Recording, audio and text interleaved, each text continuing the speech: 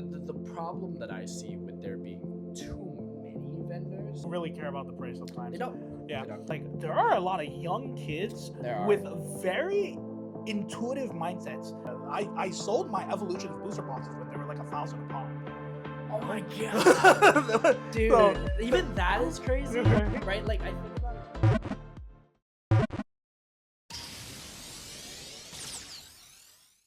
Alrighty, welcome to the first episode of Noki News, or at least that's what we think we're gonna call it. Yeah, definitely. Who knows? But this is episode 1. This is gonna be our podcast? Question mark. Yeah. But hopefully gonna do this like once a week. We're hoping to. Yep. Hopefully we have a space eventually that can house more than 2 of us comfortably, because then we can have podcasts with the whole group. Yeah. Although a 6-person podcast might be a little bit chaotic. Nah. It'd be fine. You think so? 6 people, we can make it work, You right? think so? And maybe a guest near you too. Oh, I Right? guess. Hey, That's true. But yeah, I mean, just starting the podcast. If you don't already know, that's Carlo. I'm Isaiah, and we just wanted to kind of document the journey that we've kind of had from, I guess, humble beginnings, and now just being able to be where we're at, and just chatting about the market or even just Pokemon fun stuff. And this is just gonna be your weekly, hopefully, Noki news segment. Sometimes it'll be serious market talk, sometimes it'll be chill, or sometimes we just need to rant. So Yeah, sometimes I'll talk about rock climbing for like 20 minutes. Who knows? yeah, truly. But yeah, let's kind of get into it. So one of the first things that we wanted to kind of chat through today is kind of just talking about what is it like to be in the Pokemon market, and what are kind of some of the main facets when you're either collecting or whether you're a vendor, right? I think we can easily break this down into you're doing one of 3 things, right? If you are a vendor or you're a collector or you're a retail store, you are investing in one of 3 products, singles, slabs, or sealed. Yeah. Right? Yeah. Yeah, and I think most vendors tend to have a spread of all 3, right? But one facet to that is that usually as the market changes, sometimes vendors will shift or lean heavily on one of the 3, and as the market changes, they'll like shift between leaning more on singles or leaning more on slabs or leaning more on sealed, right? Yeah. There are definitely people out there who specialize in one, and to those people, good on you. I don't know how you do it. Or if you're just a sole collector. I mean, Yeah, a lot of us started collecting when we were younger, and Yeah. then now it's just a privilege that we're able to take our hobby and kind of turn it into a business. Right? Yeah. This episode is definitely more catered towards people who are vendors per se. Although this honestly can be applicable to anyone who has a portfolio or a collection that's decently substantial, because you're gonna always have a spread between the 3 categories. So what we kind of wanted to talk about today was how singles, slabs, and sealed were like at least on the vendor side, throughout every what we would like to call era of Pokemon. For at least the 3 that we want to talk about is the past, and what we're going to refer to as the past is the COVID era up until about 2024. Yeah. Present, which is 2025, and then future, obviously being future. Yeah. There's definitely gonna be the past. You're gonna have a lot more to talk about than I will. I mean, maybe. Okay, just because I just called you old. Okay, I just called you old. Older is crazy. All right, ain't no way. All right, podcast 1, catching strays. Right, that's crazy. Oh my goodness. But yeah, and before kind of diving into like that past, present, and future, first of all, I think we should also set the bar of what we're talking about by like singles, sealed, and slabs too. Because sometimes, and you know, we've been to so many conventions at this point, sometimes I'll go up to a vendor or to maybe even just like someone who's working for someone. I'll say like, oh, do you have these singles or do you have these slabs? And they don't know what I'm talking about. You know what I mean? Like, there's a lot of new people nowadays that are in the industry, and you know, even if this is just partially educational, let's kind of set the definition so that when we use terms in the podcast moving forward, you know exactly what we're talking about, Good. right? So, what would you consider a single? Someone who isn't dating anybody. Ouch. Okay. It's a knee slap. Yeah. More strays. So No, I didn't mean it more towards strays you. is crazy. More strays. No. A single is a raw card. It's a card that has not been graded. Right. And regardless of whether, whatever the value of it is, whether you just pulled it pack fresh or you pulled it out of a garage sale binder, right? It's just a card that hasn't been graded. To a certain extent, I think for some vendors too, they might even define a single separately as like, not only is it a raw card that hasn't been graded, but it's almost like a card that you wouldn't want to grade. Yeah. I think for some people, they're more strict about what they keep as single versus a slab, or grade. They grade their singles to turn them into slabs. In which case, I think for most vendors, they almost exclusively only house singles that they've cherry picked through. Right. A lot of them will lie about it. I straight up tell our customers when they come up to our booth, like, hey, I've looked through most of these. Yeah. You may find one that I missed, but more than likely you won't. And I think the vendors who don't talk about that, I think should be called out a little more. Oh yeah, definitely, right? Like, I mean, but it's so weird because it's hard to call someone out on it, especially if they've been doing it for a long time. That's true. Right? Like, if you think about like some of the retails that are currently here, sometimes like, they just don't have the time, or maybe not even the time, but that's just like the expectation, right? Like that they've looked through all when somebody asks for a single, they already have a definition in their mind, and they think you're here, but you might actually be here. You might have a different definition of what a single is. But also, what I think a single probably helps is if you're a collector, then singles are probably where you're gonna look to as well. Yep. Right. Getting into a little bit of the present, but we've already started to notice that, like, especially in times where the market is tough, a lot of people are looking at singles, right? And that's also traditionally true because sometimes the value of singles are going to be lower than that of slabs, or even sealed, right? So, moving into it, what would you define as a slab in that case? A slab is any card that has been graded by a grading company or an authentication company. Examples include PSA, BGS, TAG, CGC, AGS, to name a few. Yeah. I definitely agree. It's kind of hard to belay that point. Bro, there's actually a sick story that I have for the slabs, but we can get into that when we talk about the past. But with the current like grading systems that are out there, kind of where's your personal tier of ranking right now for on like the grading slab companies? Yeah, on the grading companies. Dude, we're episode 1. We're already gonna lose sponsors. No, it's okay. They won't remember this, right? Yeah. So on the real, I think number 1 is obvious. It's PSA. We grade with them. Almost all of our slabs are graded through them. I think everybody grades with PSA. I think honestly. everyone grades with PSA at this point. I don't think grading is as much of a quote-unquote secret as it was maybe like 3 or 4 years ago. But yeah, I think graded cards are a single card that have been graded or authenticated by one of those companies. Right. Okay. So you've got PSA at the top. Yep. Underneath, you would have. Right. I'd probably put Beckett number 2. This is personal bias, right? Oh, okay. Yeah, this is personal bias. Okay, so I'd put Beckett number 2, but that's purely just because of the black label. I think I respect the black label of all the grades the most. That's true. That's true. But I would say that a CGC black label has also got that same. CGC black label is cool. You can fact check me on this, but I think the black label on the BGS is harsher than the CGC. That should go to tell you how little I know about BGS and CGC because I don't really grade with them. But I think BGS, and then number 3 for me personally would be TAG. TAG is probably the grading company I've graded the second most with. And the thing I love about them is the use of AI and the use of AI grading. It tends to be a little bit more consistent from what I've seen. I know some people have differing opinions.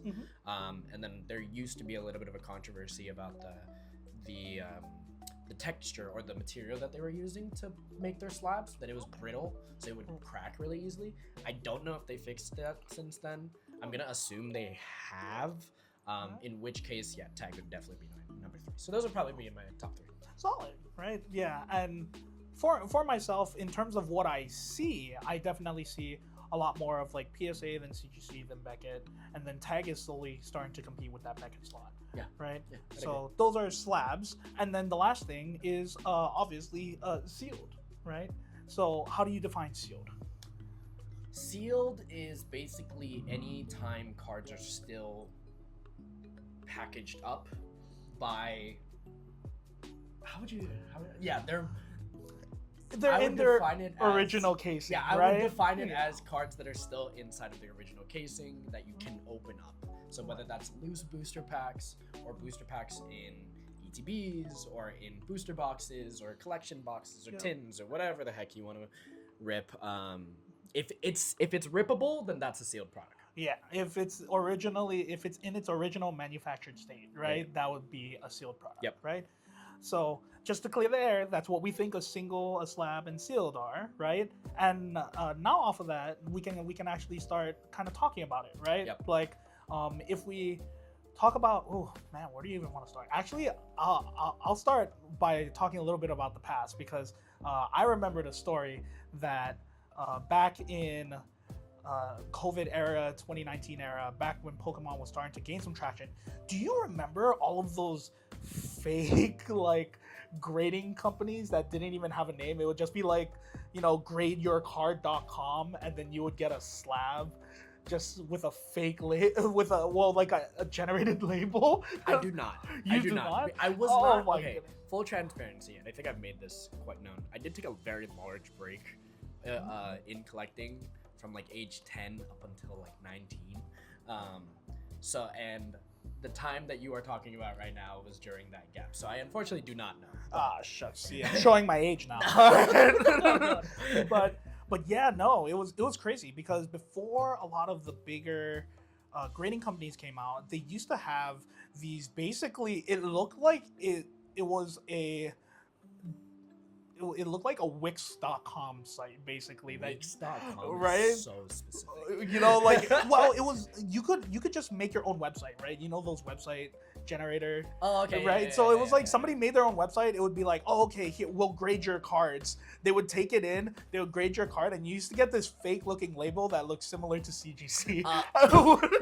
So it was like, that's crazy. Yeah, that's crazy. So. I don't know. Ryland's the editor. He can find an image of what I'm talking about and maybe put something like that over there. But do you know what he's talking about? You collected a little bit during the COVID era. I only ripped. Okay. I never graded or anything like that. Like, I wasn't fully into it, like how I am now, like how we are. Yeah. But yeah, I was like mainly just strictly ripping. I never knew about the grading stuff. Okay. Yeah, well, it was so interesting, because thinking of how far we've come since 2019, which by the way is only like 6 years ago, right? Yep. Like the advancements we're making and the changes in the industry are happening way quick. It's so quick, especially with all the new technology that's coming out, right? Yeah. And it's so interesting how people are able to transition that quickly, because before COVID, Pokemon was relatively untouched, not unknown, but it was definitely kind of like untouched, and it could have been ranked as like any of your other TCGs that are out there. Yeah, I think vending it wasn't really even like a thing. Like, and you had your game stores. Yeah, your game stores have always been there, but like vending it and like being at a show and setting up with only Pokemon cards, it wasn't really a thing, right? Oh yeah, no, it was like store owners were losing money on taking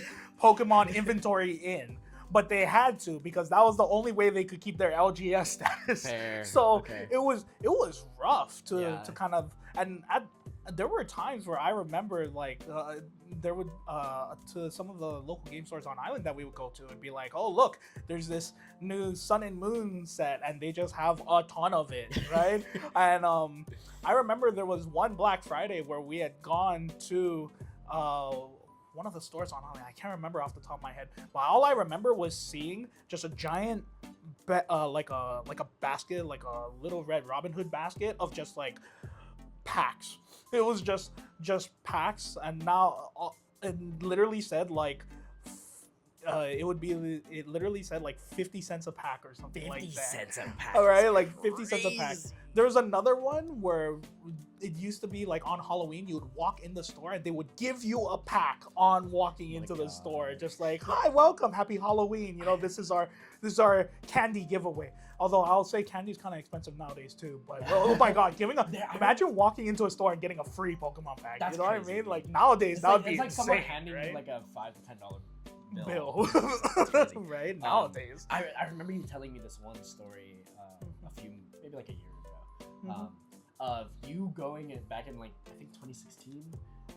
You went and bought a bunch of XY Evolutions boxes for like $60 a box. Yeah. And then you just stockpiled them, right? Yeah. No, I had at the time I was in California, so. Not only did I hit up a LGS and I picked up like XY Evolution booster boxes, I only picked up like 2 or 3 because, you know, I'm balling on a budget, right? As a college student. Yeah. But what ended up happening was that was around like Halloween or Black Friday time too. I remember going to the GameStop that was across the street from my college, and we hit up the GameStop and they just had XY Evolution like what are they called? Collection boxes. Oh my god. Oh my gosh, and they were not. It was on deal. It was like buy 3 get 2 free. I was like, woo! Buy 3 get 2 free. I'm in. I think I dropped like $200-$300 that day. So I dropped more on the collection boxes than the individual booster boxes, but I opened those. What do you think what you bought that day? What do you think it would be worth now?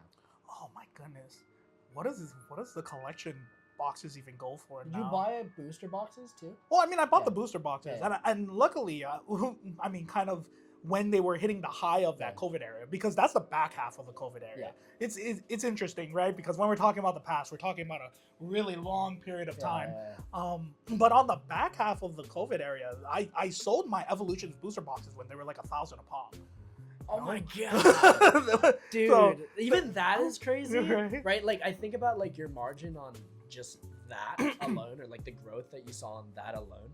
But had you held it till today, I think they're like $2,500. Oh yeah, no, there's something ridiculous now, like right? You were sitting on like $7,500 worth of sealed product, and you didn't know it. Yeah, and you just didn't know it, right? Well, I mean, nobody knew it at the time, right? I think in a pre-COVID world, before the internet and all that stuff exploded, right? Not just Pokemon, but bro, even stuff like Among Us doing well.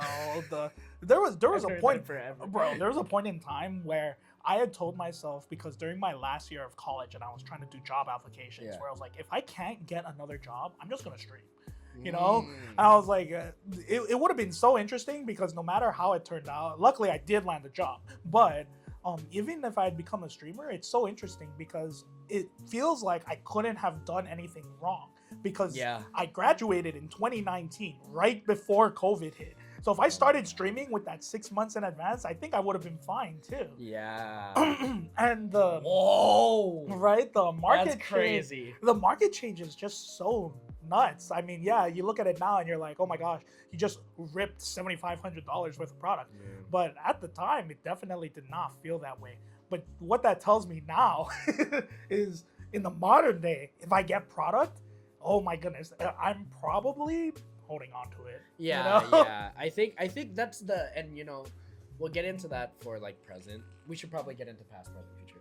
But to wrap this whole section up, I think that is a thing that is becoming more common knowledge now.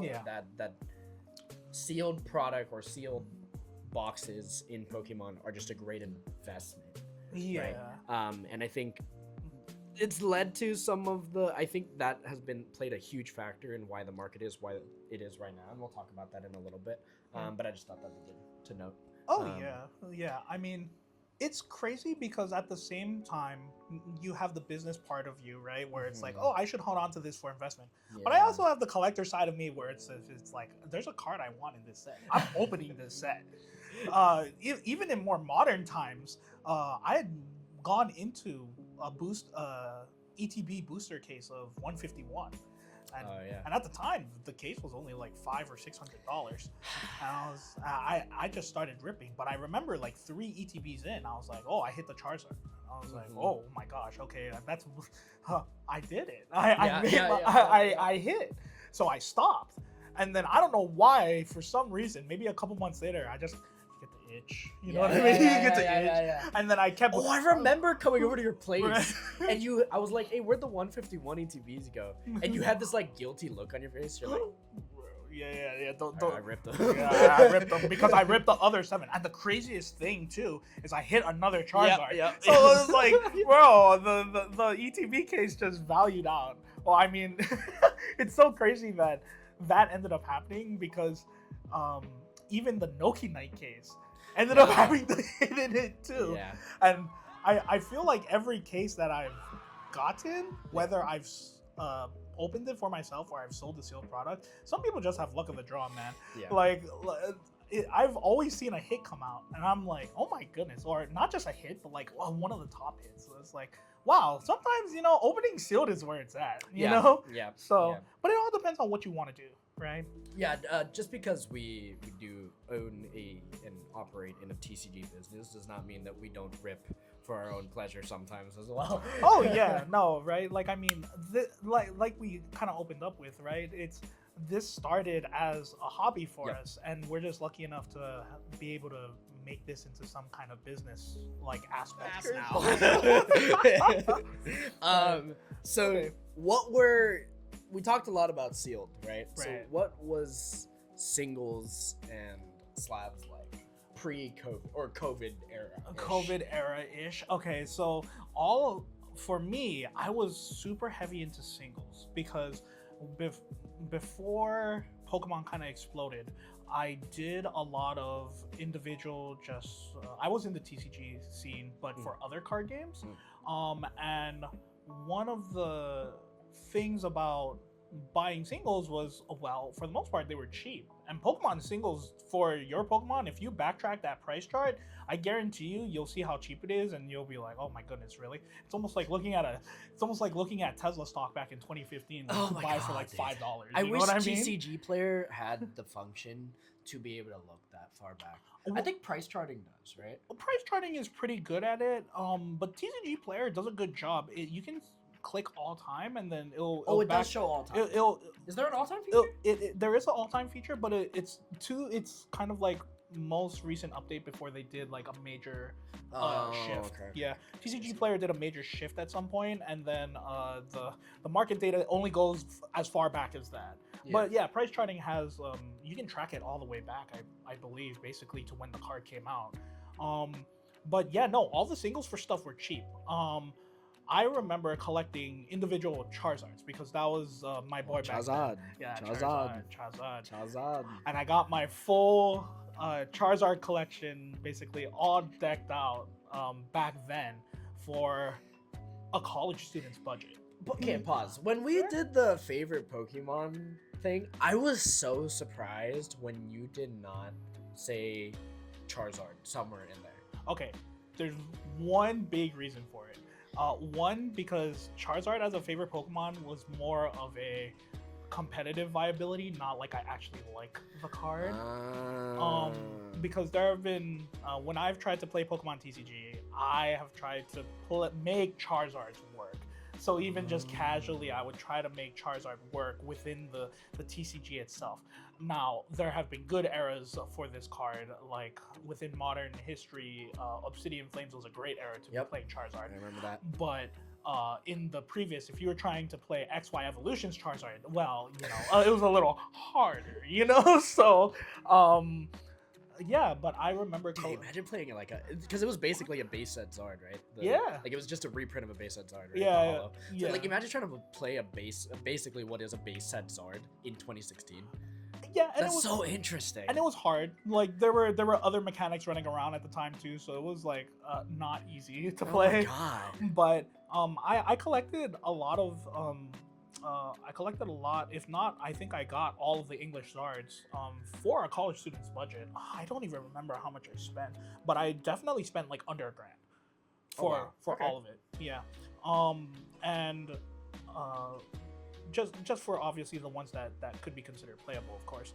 But for slabs, I looked at slabs and I did not like the price point of them because obviously I was a college student on a budget. Yeah. But it was nowhere near the COVID boom whatsoever.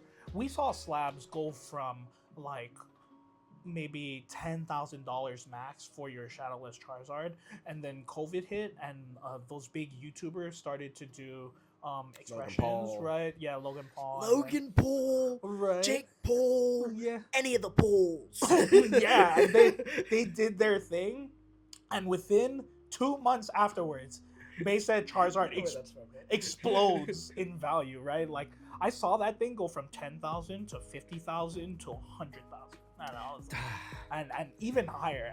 I couldn't. What is a first ed Zard going for now?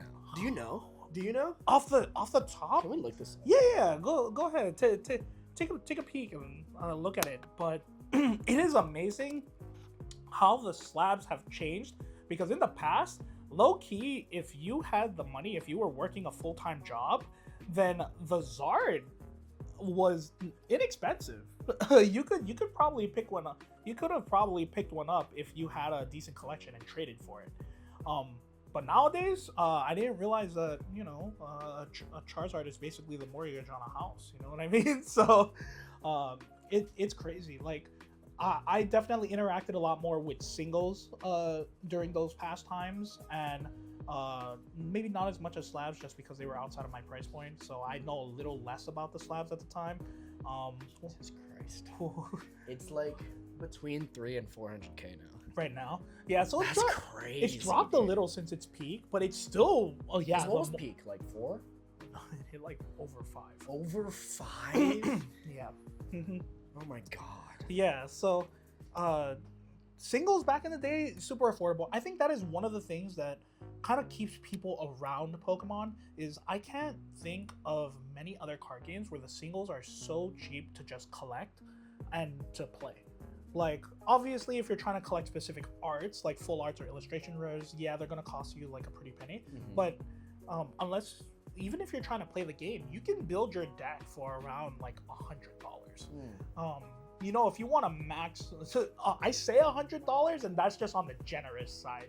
Like realistically, if you're playing base rarity warriors can play decks for like $50 or less, $20 or less. Yeah. You know what I mean? But yeah, shout out to those guys. Like, oh yeah. They're actually a lot of them we know are actually very, very good too. Oh yeah, and I mean like even now I'll tune in. Like Celio's network is something that I've been watching since my college days. He's been around for a hot minute, and like budget videos. Those have been great. Honestly, shout out to those guys. I'm kind of surprised they're. Maybe in retrospect, I haven't looked at the analytics compared to back then to where they are now, but I hope those guys boom even more, because they have been around for forever and have put in so much effort into maintaining their niche of brands. So yeah, that's something. That's a great. Let me know if you guys want us to talk about this in the next podcast. But collecting versus playing, like what? Yeah. Comparing the two, and also maybe even talking about like which one we think will outlast the other. Oh, you know what I mean? Okay. As time goes on, but yeah, could be a topic for another day. Yeah, definitely. But I definitely think you're right. Just because, depending on what you're in the hobby for, you're gonna have different POVs of basically what you value, and we'll have multiple people on Team Noki too that value different things. Yeah. That's true. You're Very probably more in it on the collector/business side. I'm more in it on the collector, and I play, and I also do some of the business side. So just even that extra aspect of I play TCGs changes things a lot. Will change my perspective a lot. But yeah, no, the past, the singles were cheap. Sealed was cheap, and slabs were cheap. Everything was cheaper. Yeah, everything was cheaper before the Fire Nation attacked. The Fire Nation being Logan Paul. Logan Paul and 500,000 Charizard. Okay, so moving to the present, right? The present is a lot easier for me to talk about. Yeah. Or were you in that post-COVID? Yeah, post-COVID or during COVID? So I started collecting again when me, my now wife Naya, and our cameraman Rylan behind the camera ripped open an ETB at his place. I think it was a Silver Tempest. So that was when I got into Pokemon, or got back into Pokemon. That had to have been early 2023. Yeah, right, early 2023. And then I got into vending very shortly thereafter. Yeah, maybe like 4 or 5 months after that, I think I got into vending. So pretty quick. I was gonna say pretty quickly, but I know guys who like don't even skip the collecting part and just go straight into vending nowadays. Well, and shout out to you if you did that. I mean, like, respect. But, right. But I think there's a little bit of a gap, because I think post COVID would probably be like 2022, and then you kind of came in a year after. Yeah. There's definitely a bit of a gap. I think by the time I came in, the effects of there were parts of COVID that. There were things that happened to the market during COVID that were still there, and that are still there to this day, like inflated prices, even some of the mindsets that we have developed around different categories of products started during the COVID era.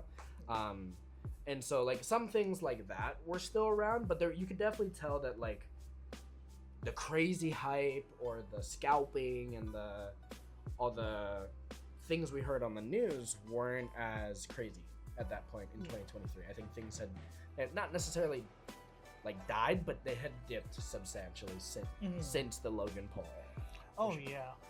Yeah. And even within why don't you share a little bit more about your experience like post, right? When you started collecting / vending again, what was your entry level thing? Were you going after singles, sealed, or slash?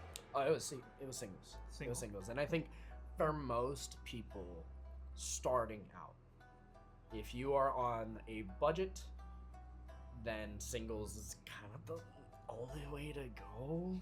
Yeah. To be honest with you, if you want to build a collection, it's the most optimal way. Like, you could theoretically like pour, let's say your monthly budget is like $500 on Pokemon cards, right? You could definitely pour all of that into sealed and go ripping. By the end of the year, though, 12 months from then, if you compare someone who just spent $500 a month on singles and someone who spent $500 a month on sealed and then ripped all of it, I'm sure the person who bought the singles would definitely have a much more substantial collection. Right. But when you were collecting, like, what was your initial goal, right? That's were you collecting specific Pokemon? Were you trying to like master set certain things? My first ever thing, it's still up there, is my Arcanine collection. So I have one of every single Arcanine known to man, raw. Varying conditions, but that was the first thing that I ever completed. Okay. When I started collecting. Yeah, solid. So because of that, I think that would change the perspective, right? Like, if you're trying to master set something, and kudos to all the master set people out there, because I don't know how you guys do it. But if you're trying to master set, I would actually say you actually start sealed, because if you let's say you have nothing in your master set, then mathematically starting with a little bit of sealed is going to exponentially boost how much you have, and then you fill in the holes afterwards. You see Pat do that a lot in Deep Pocket Monster in a lot of his master set videos. He'll start the episode by ripping like 1 or 2 ETBs, or like a booster box, right? And just to get a bunch of the commons, the base rarity stuff, the stuff that's super easy to pull, because those tend to be kind of hard to find on the secondhand market. Like, if you were to ask me to find an Electabuzz from Lost Origin, the non-holo common, if you were to ask me to find that at a Collecticon in Houston, there's no way. Yeah, I have no idea where to start. Then I'm pulling up TCG Player and showing you it's right here. Yeah, it's right here. Just purchase it there. That's the best way.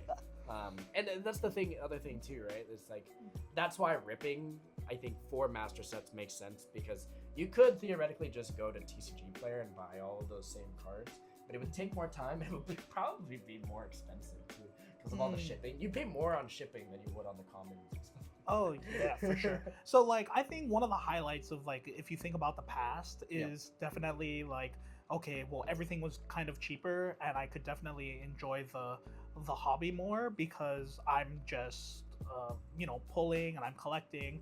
Definitely, nobody really thought of Pokemon as a business back then, so I think that's one of the major highlights. What do you think is kind of like the major highlight of when you got in? Because there had to have been something that like got you in and kind of stuck you in. You know what I mean?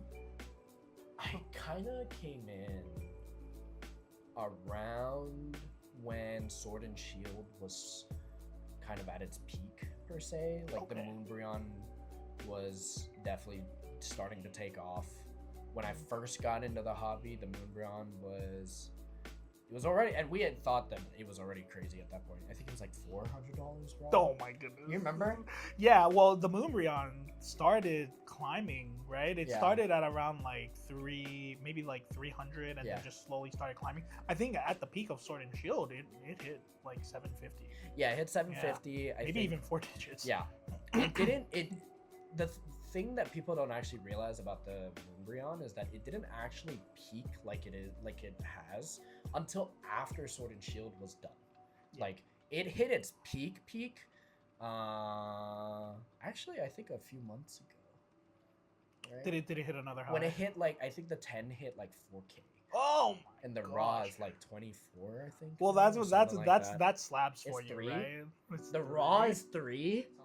Oh my god! Wait, get out of here! Wait, he's about to fact check you. Oh my Holy goodness! crud! No, there's no way. Some guy came to our booth. That's why I'm selling it for 2.8. Oh my goodness! $3,000 for a Moonbreon now is ridiculous. Although low key, if you look at the price of an Evo Skies booster box, maybe it's justified. Yeah. Well, that price is that way because of the Moonbreon. Moonbreon market price raw near mint is 2,200 right now, but I think the 9 has eclipsed the raw price. Woo! So. Oh my goodness. I am curious because I did see PSA 10 sales drop to like 33 at some point. I don't know why we're talking. It's not worth talking about right now. No, but I mean that's when you got in, right? I think the Moonbreon to me, I associate with like. That was the grail, and it still is for a lot of people, but like it was the grail when at you that came time. in. Yeah. Did you end up and the ever way the hitting Bubble Mew is now is what the Moonbreon was during that time. Did you ever hit it? Oh. By the time I came in, Evolving Skies packs were $10, and at the time I thought that was expensive. No. Sue me, all right? I didn't know the market was gonna end up the way it is now, or we're paying $10 for Paradox Rift. Who's gonna pay $10 for Paradox? Hey, all I'm saying is Paradox Rift probably had the cheapest prices of the Scarlet Violet era, I remember those packs being $3. Yeah. Yeah, but okay, so one of the highlights when you got in, right? If the Moonbreon was a chase, like what stuck you around? Like was the Sword and Shield arts? It was the arts. It was the old arts. Okay. At the time, it was, and I think a lot of people who were collecting or vending during that time remember this. There was like a good maybe like year and a half where all anybody could talk about was Sword and Shield and Sword and Shield Ultimates. And the reason why is because at the time, I think up until Scarlet and Violet had started, there was some crazy statistic that said like 80% of the Pokemon cards in existence were from the Sword and Shield era. That's how much they printed during Sword and Shield. I heard that from a shop owner once. I might be wrong, but I did hear that. And when I heard that, I was like, that makes sense, but it's also freaking ridiculous. Right. Like, oh my goodness, right? You think of how much Pokemon cards exist, right? Yeah. And even just grew throughout that era, right? The capacity for it. And it's crazy because those are the things that are low-key starting to get expensive now, right? Yeah. So we knew it was going to happen. Right. I mean, it's just happening in front of our eyes and everyone's going like, oh my god, well, what are these prices? Like, 2 years ago, you said that this was going to be this price, so I don't know why you're acting so surprised. Well, I mean, the exponentiation is crazy, right? Yeah. Because people were sitting on Pokemon for maybe, 10, 15 years before seeing explosive prices. And then all of a sudden, within the course of 2019 to 2023, you get like, oh, now Pokemon has quadrupled its output, No, yeah, right? puzzles. which is And, like, which look, is so wild. A lot of the comments I'm making seem a little pessimistic, and I'm saying that because I was of the firm belief before of like, hey, this is going to go up. But I did sell before they hit their peak because I got scared.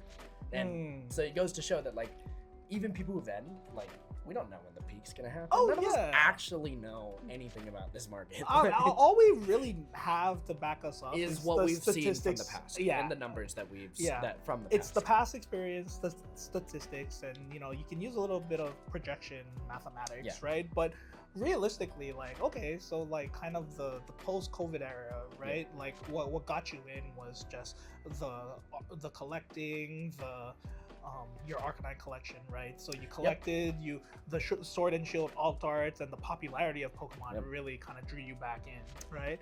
And I think that's true to this day too. Like every single time Pokemon does anything big on the video game side of things, I notice that they definitely try to make it the biggest thing ever, and they try to keep the hype going for as long as possible.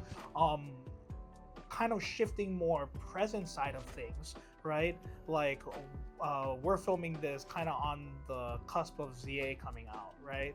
So ZA's been out for a couple weeks, maybe a month now, maybe. But ZA had just come out, and we were it's so amazing to me to just see how the marketing of, even when I open up YouTube now, just like whenever Pokemon posts something, it's always at the top of the feed. Yeah. You know what I mean? Yeah. And obviously it could be some algorithmic thing, right? But it's crazy that how quickly, whenever Pokemon does anything, people are on the jump. Yeah, right? and it almost has felt like it's just been this snowball effect of like it started off very early on as this like little snowball, and as time went on, it just has gotten bigger and bigger and bigger and bigger. And yes, there are times where like the market seems, especially like right now, some people have doubts, right? Right. But for me, I wouldn't be doing this full time if I didn't believe in this market continuing to grow as time goes on. And I think you feel similarly. Yeah, of course. I think most of the team feels similarly. Yeah, I mean, if it isn't just my love for the hobby and the franchise in itself, I think the Pokemon in itself is really on the upward trend. If there's anything that's going to cause a downward trend for this, it's going to be something that, you know, Game Freak does on themselves, or Nintendo does on themselves, Yeah, right? or maybe it's just a world thing that's Yeah. like out of Pokemon's control. Yeah, like realistically, I've espoused this to the team multiple times, Yeah. but I'm of the firm belief that because Pokemon is entertainment value, then all it really takes is just one major world mess up or one war to really kind of take everything down the rails, right? When people no longer have that excess money to be able to spend on their hobbies or their entertainment, then this industry becomes a little harder. Very true. Which is kind of low-key, I think, where we find ourselves in the present day, right? Yes. Like, So at the time of this recording, the not to get all political, but the government shutdown ended a couple weeks ago, or like a week ago. yeah, like a week ago or something like that. Yeah. And what effects did that have on the market, Isaiah? Okay, well, what it did is there's a huge downturn, right? If we're talking about just singles, slabs, and sealed, right? One of the things that I would definitely take notice to is that the price of sealed has continued to escalate. The value of singles has started to downturn a little, and the price of slabs, depending on where you are in the slab market, some people are taking big hits right now, and some people are seeing really green portfolios. Yeah, I think that's across the board, across all three categories right now. It's like depending on where you are, you're either thriving or it sucks right now. Yeah. I think modern sealed is taking a huge dip right now. Because of the reprints and stuff like that. But to your credit, like what you were saying, some of the older stuff and some of the more high value stuff has continued to climb throughout this. Yeah, and I think kind of this period. Yeah, one of the after effects that, as we talk about this past, present, and future, because of the demand as time has gone on, just the increase in people that want Pokemon in itself has inevitably created this supply and demand chain that forces prices upward, right? Yeah. And even if you just think of basic economics, right? Like, if there's a big supply but nobody wants it, then obviously the price of that thing is going to drop until people actually buy it, right? But there's so much demand for anything Pokemon right now that a lot of these things have been driven upward just because of pure demand, and the print runs can't keep up. There's not enough product to keep everybody satisfied. In a world where demand is overtaking the supply of things, scalpers get to thrive, right? Yeah. So and I think it's one thing, and we were talking about this before even recording. There's this like new rise of like the anti-vendor. It's like a thing that's happening now, and like we'll talk about it when we get into like the future segment. But I really do think that like that school of thought has some merit to it. When we'll get to it at some point. Oh yeah. But yeah, I think to credit what you were saying, I think the supply in which the product has risen to, or like the amount of product that has ended up on the secondhand market as a result of this boom, has been really significant. And because of that, there is a lot more cards to be bought. Right. But there's also a lot more vendors around. That's true. Right. There's So a lot more vendors with around more too. product out there and more vendors, then realistically the scales have just balanced, right? Yeah. Yeah. So I think the ratio, the problem that I see with there being too many vendors is that there's too many sellers and not enough buyers, right? And it gets to a point where you start to see too much of a mix of vendors just doing deals with each other, as opposed to dealing with new customers. When I used to work in sales, we used to define, you remember this, Rylan? We used to define new customers and old customers. People who already, you can cut this part out, but people who already, people who didn't, right? Right. And similarly to now, I define vendors as our market's old customers, and regular customers who walk up to the booth as new customers, right? And if there's too many old customers who already have the product and aren't seeking to just keep continuously buying it to hold on to, then the scales get a little skewed. Yeah, and I think to your credit, back to kind of your original question though, of like, how did the shutdown? How did the shutdown affect kind of like the singles, the slabs, and the sealed? Is well, a lot of people had previously gotten back into Pokemon either because of their love for the hobby or because they saw it as kind of like an investment, right? But when the shutdown happened, the people that saw it as an investment has now started to just release this flood of just product and slabs and singles, right? That's why you're probably seeing, right, whether this situation is continuing or not, or whether there's another event that causes this. Whenever something like that happens and people have investment value, then it's going to cause the market to fluctuate, because now sometimes you'll find like, oh look, this card exists, it's back in circulation, and it's got a price tag to it because of the supply and demand issue. Yeah. Right. I think what I was getting to with the vendors leads into this as well, where like a lot of these vendors are the ones that are panic selling a lot of their inventory, and this also goes for scalpers as well. Like they are panic selling a lot of their inventory as well, because of the state of the economy, right? They need money, and so they're selling a lot of their pieces.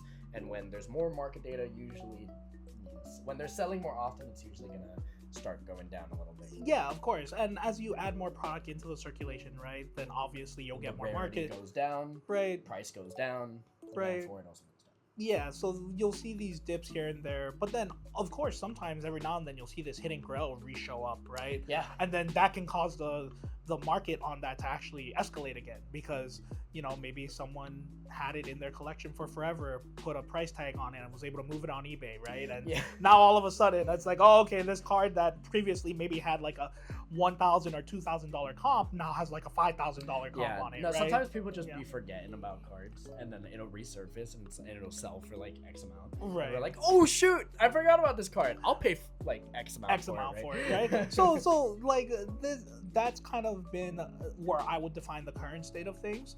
Luckily though, for us, we're not too badly affected, just because if you just manage your finances and live within your means, then it turns out, and you're being responsible with your money.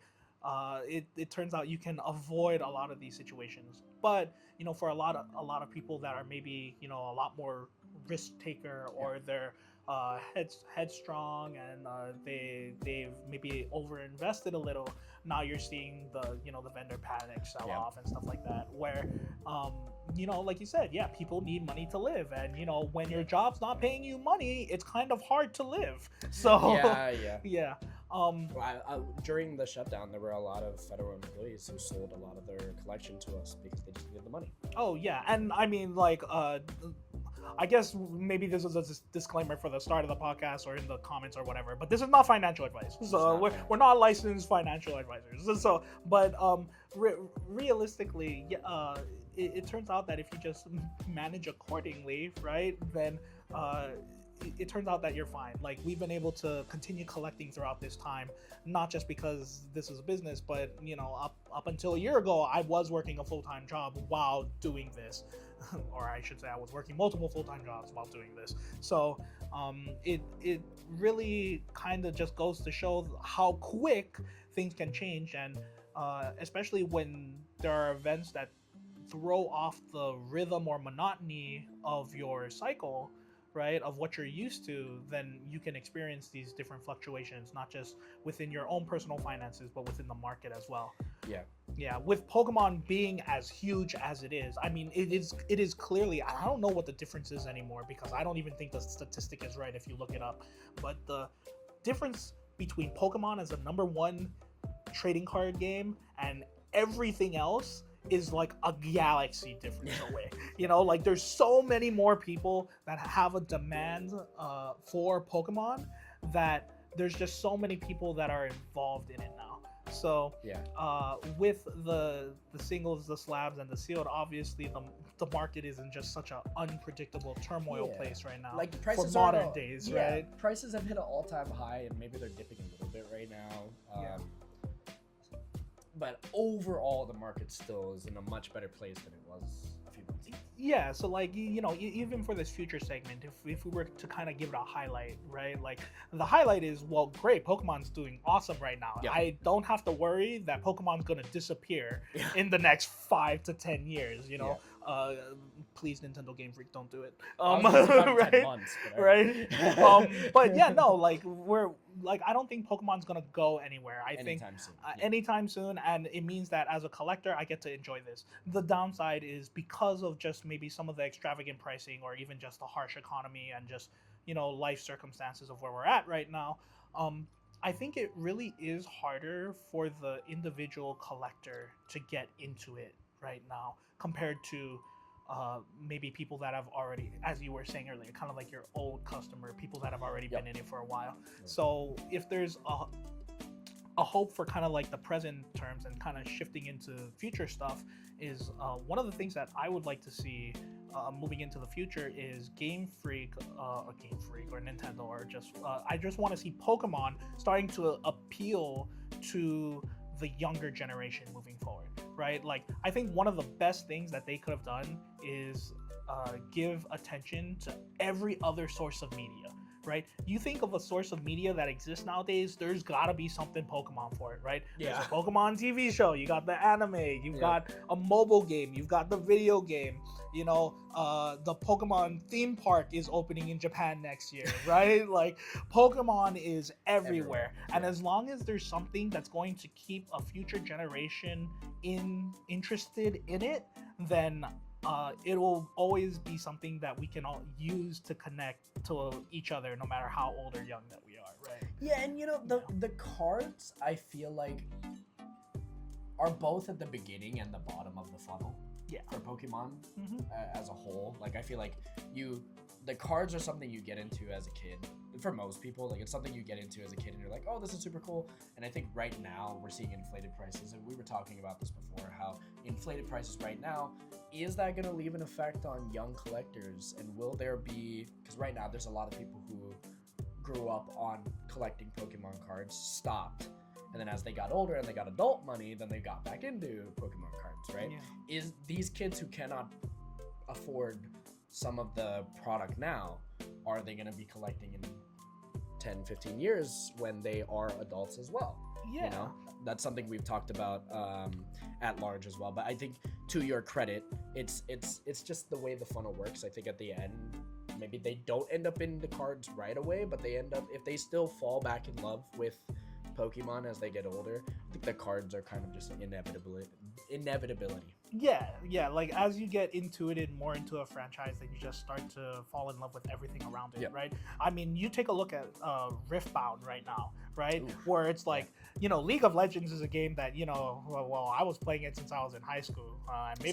Maybe I continue to show my age, but you know, League of Legends is there, and they just released their own card game in Riftbound. First set just dropped on Halloween, right?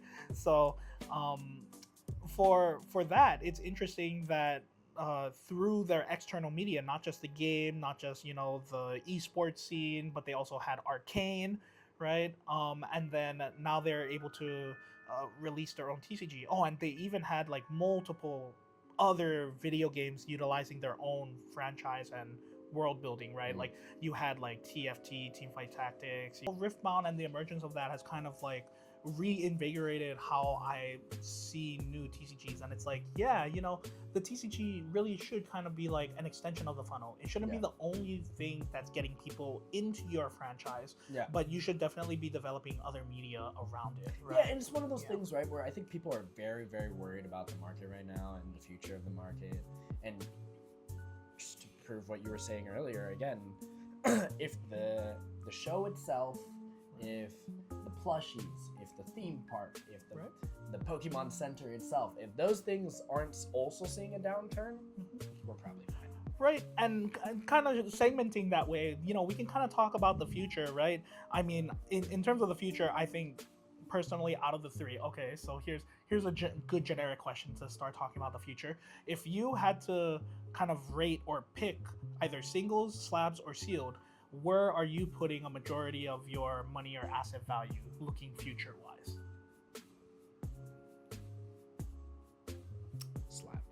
Slabs? Are we talking? Well, okay, so here's where the point that I wanted to eventually get to. I think your spread of singles, slabs, and sealed changes depending on what your goal is going into the future. Yes. I think for me specifically, my goal is to maintain an inventory that is cycling, right? And so for me, having something that will go up over time isn't as necessarily important.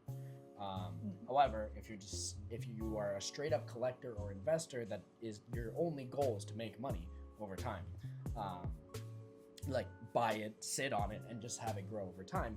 I think sealed is going to continue to be that way, but I think there are definitely a new wave of collectors that are starting to see high-end PSA 10s as an investment as well. Oh, yeah, of course. Like, okay, so if kind of slabs is where your future get would be, I think I would lean more on the sealed side too. Because even as somebody who plays a TCG and just as a collector, like when you get sealed, then I have the choice, right? Yeah. What I don't like about singles is that once they're open, they're already open. There's kind of, I know there are a lot of people that will buy sealed over singles specifically because of the joy of joy of opening, right?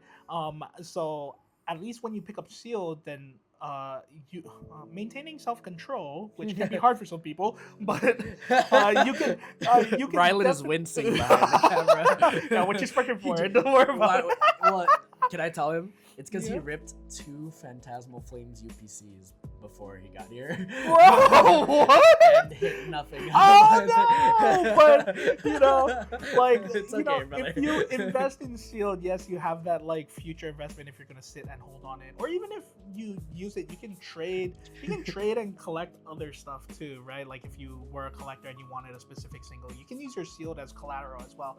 But I think also having that option to rip is also another reason to collect sealed. And as somebody who does like collecting and does enjoy the hobby and plays the TCG, every now and then, you know, you gotta scratch that itch, right? You know, I think, and then again, there's also a third category of people who just don't care about value at all.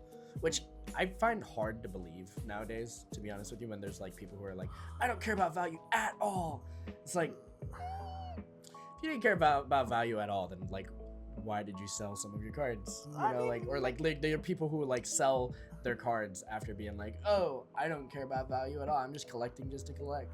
I'm only selling them because I'm sick of them or something. But I've also seen actually, and it's kind of interesting because being in the TCG scene as long as I have, I've been in it for over a decade. There are only 2 card games to me that have collected a large female audience. The first one is Lorcana. Mm-hmm. I don't know how they manage this one, but whatever you're doing, Disney, keep it up. And the second one is Pokemon. Yeah. There are a lot of I've just seen it as the years have gone on. There are just a lot of females that collect cute Pokemon, and realistically, for them, they don't really care about the price sometimes. They don't. Yeah, whether they're younger and maybe sometimes they just think girl math, or maybe even if they're older. Maybe and it is a guy thing. Yeah. Maybe it is a guy thing. Well, like attributing maybe that's why the value.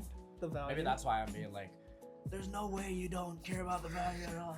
That's coming from a very much a man's like perspective. I think as a girl, it's probably maybe it's a different thing. I'm not gonna pretend I understand women. Like I mean, and it's interesting because I want to be able to share our business POV because I think that's partially educational, especially for the viewer, right? But I also think that keeping in mind that Pokemon is definitely more than just vendors. Maybe we should cut the girl guy part out. I don't want to sound sexist at all. No, don't worry about it. The YouTube comments will look great. You know what I mean? Right?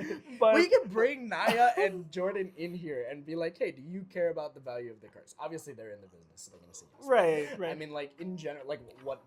I don't know. Whatever. Yeah, no. But it's interesting because kind of where I want to take that is what kind of in the future, right? You say slabs, I say sealed, right? But honestly, it does go back to that previous point where it's like, realistically, I want to see kind of the future generation get into Pokemon somehow, right? Yeah. Because if they can get connected with the media, then it's something that I know is going to be an everlasting thing, right? And one of the things that gives me hope future-wise is just the talent that some of the younger teenagers nowadays, like, have you seen those like child vendor POVs? Like, there are a lot of young kids with very intuitive mindsets that have realized that, like, hey, I can grasp this thing from an investment POV. Dude, like, I was seeing this like one video. It was like, hi, I'm 15 years old. I just finished my day at school. Now I'm going to the card show and I'm gonna go deal hundreds of thousands of dollars worth of cards. And I'm just like, huh? Yeah, and you're a kid, right? It's like, that. Like, kudos to you, dude. You're like, you're killing it. You're like way ahead of anyone else your age. But, like, holy shit. Yeah, like I think one of the craziest things. It's just mind blowing, is to see kind of these young kids. And it's like, at first you look at the kid and you're like, oh, you're just a collector. Hi, what Pokemon are you collecting? And they're like, oh no, I'm looking to trade. And they hand you, a slab and they give you straight comps. And it's like, like pull up. They already it's like a 9-year-old and it already has ult pulled up like, on your phone. It's like, this is how much this card is. Like, last 3 sales are averaging 270. Like, whoa. Yeah, and it's like, oh, okay. Did you just learn multiplication? Like, right? Like, hey. As a former teacher myself, all I'm saying, Common Core, is if you just change some of your word problems to be Pokemon related, I think you'll see an uptick in some of your math grades. Okay, like, but that's funny. Like the future, in terms of singles, sealed, and slabs, we have our own personal preferences. But regardless of where you're going to be investing your money or what purpose you have, I think there's a right strategy to do it. Just the more POVs and the more information that you can digest, the easier it is for you to make an informed decision, right? And I think that's part of what we wanted to provide with the podcast. And I think that the future for Pokemon looks very bright, actually. Yeah. Like, it's not to say that it won't be easygoing, right? Like, the way I like to describe it is, we have a physical theme park coming out. But Pokemon really is a roller coaster. There are going to be highs and there are going to be lows. But as long as you are comfortable enough to stick along for the ride and kind of just stick it out. I know that we're gonna get back safely and in a better position than we were before it. Yeah. Right. Yeah. I'll say this. I think a lot rides on Gen 10. And maybe this is how we segue very into the deeper parts about the future of Pokemon. But like with Gen 10, have they confirmed what country it's being based on? No, there's a Did they bunch confirm names? No, there's a bunch of speculation going on. I think at this point there's been a couple weird copyrights that the Pokemon company has made, so I know that people are tracking those, but nothing's confirmed. But to your point of Gen 10, the other thing that I think we want to look at is also for the TCG wise, it's 30th, right? Yeah, 30th as well is Right. I think the most upcoming thing that now with Phantasmal Flames out of the way and the Megas finally starting to roll out, 30th is kind of the next thing on the agenda. Yeah, and even on the VGC side, I'm kind of interested to see like how are they gonna transform things like ZA, like the DLC for ZA is supposed to come out in December, so I'm interested to see like I don't know if any of you have seen the trailers. Minor spoiler alert if you haven't, but they've started to climb past level 100. This is the first DLC where you're gonna be able to fight. Oh, they broke the level cap of 100, right? So it's like, oh, what does that tell us for the future of Pokemon video games, right?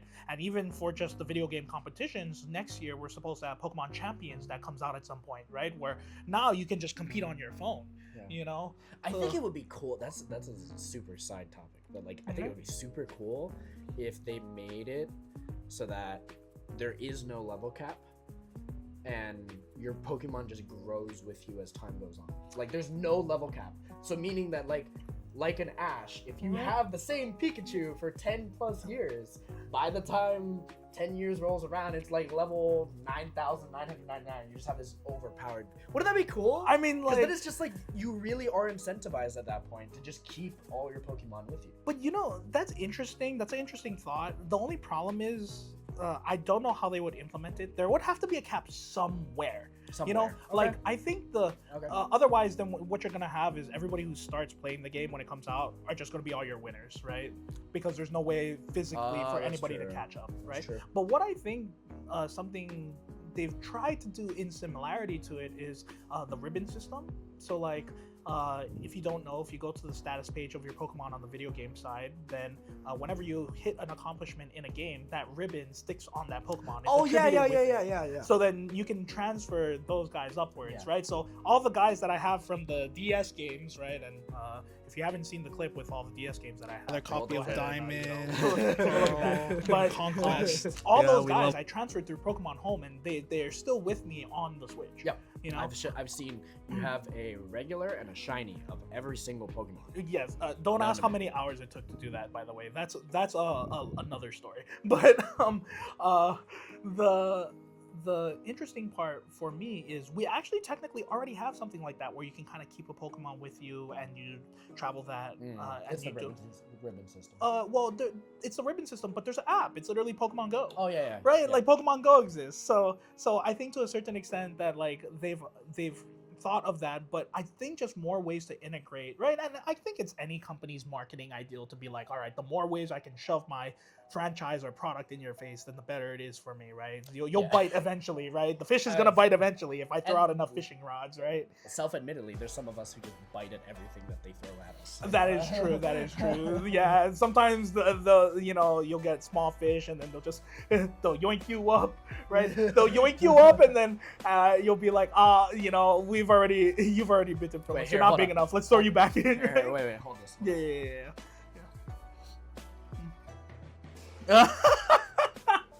Ain't no way, bro. Oh my god. Oh, he's destroying the set. Look at that. That's crazy. But like, yeah, there are just truly just some people just bite at everything. Oh my goodness, that's wild.